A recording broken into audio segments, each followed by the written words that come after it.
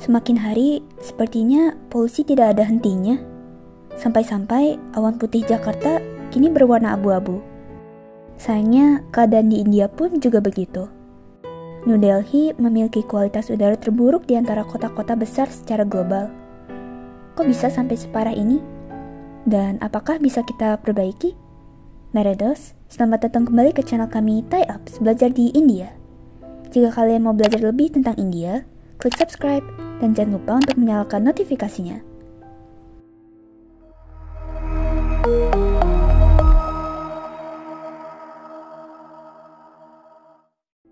Sebenarnya, apa sih penyebab buruknya kualitas udara di Jakarta itu? Ada 3 faktor utama yang menyebabkan fenomena ini.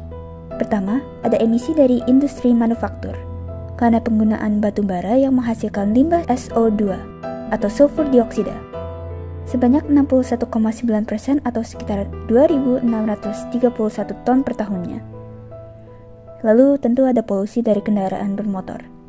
Emisi kendaraan bermotor menyumbang sebanyak 44% terhadap isu lingkungan ini dengan jumlah populasi sepeda motor sebagai jenis kendaraan yang paling banyak dipakai. Dibandingkan dengan moda transportasi umum dan mobil pribadi, populasi sepeda motor mendominasi hingga 78%. Kebayang dong asap polusinya sebanyak apa? Terakhir, selain disebabkan oleh perbuatan manusia, nyatanya kualitas udara di Jakarta juga dipicu oleh kondisi alam. Khususnya siklus meteorologi pada bulan Juni sampai Agustus. Menurut keterangan dari kementerian, siklus meteorologi ini dipengaruhi oleh udara dari timur yang kering. Di India juga masalahnya tidak jauh beda. Debu dan konstruksi berkontribusi sekitar 59% terhadap polusi udara di India, diikuti oleh pembakaran sampah dan tanaman. Kemacetan lalu lintas di sana juga sangatlah parah di kota-kota besar, bahkan yang kecil pun juga. Apalagi saat pasca musim hujan. Menciptakan kondisi ideal bagi polusi udara untuk terakumulasi di kota besar di India. Efeknya, banyak warga lokal yang menghadapi gangguan saluran pernapasan, diantaranya asma, bronkitis, pneumonia, sakit tenggorokan, dan lain-lain. Tak hanya pada dewasa, ibu hamil yang terpapar buruknya kualitas udara kemungkinan akan mengalami hambatan dalam perkembangan paru-paru, prematur, berat badan janin rendah, hingga keguguran. Wah, separah itu ya. Jadi, apa yang bisa kita lakukan agar kualitas udara kita membaik? Kalau faktor utamanya kualitas udara yang buruk karena banyaknya kendaraan bermotor, bagaimana jika kita upayakan menggunakan transportasi umum? Toh, sudah banyak yang disediakan transportasi umum dengan fasilitas yang nyaman dan terjangkau. Kenapa tidak dipakai? Kalau tidak kendaraan bermotor biasa, sekarang kan ada kendaraan elektrik. Tak hanya eco-friendly, kendaraan elektrik juga biasanya tidak bising.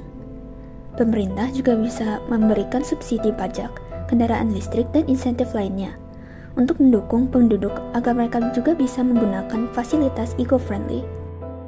Selain kendaraan bermotor, faktor utama lainnya adalah pembakaran sampah.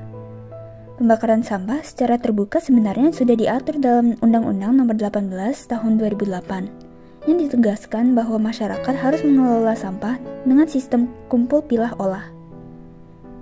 Kalau di India, para petani biasanya membakar lahan untuk menyiapkan panen berikutnya. Mungkin memang harus ditegaskan ya sistem ini agar masyarakat juga berhenti membakar sampah secara total. Kalau ada barang yang bisa dipakai kembali, kalian bisa mendaur ulangnya menjadi barang yang berguna. Jangan dikit-dikit buang. Siapa tahu barang tersebut bisa bermanfaat lagi loh. Dan kalau bingung mau diapain lagi, kalian bisa temui organisasi pengelola sampah lokal, seperti Waste for Change atau Recosystem. Dan untuk sampah yang organik, bisa dijadikan pupuk untuk tanaman. Kalau sudah ada pupuknya, kalian bisa mulai tanam tanaman favorit kalian. Secara simpel, tanaman menghirup karbon dioksida dan mengubahnya menjadi oksigen. Jadi dengan lebih banyaknya tanaman atau pepohonan, polusi juga berkurang. Jadi begitu beberapa cara untuk mengatasi kualitas udara yang buruk.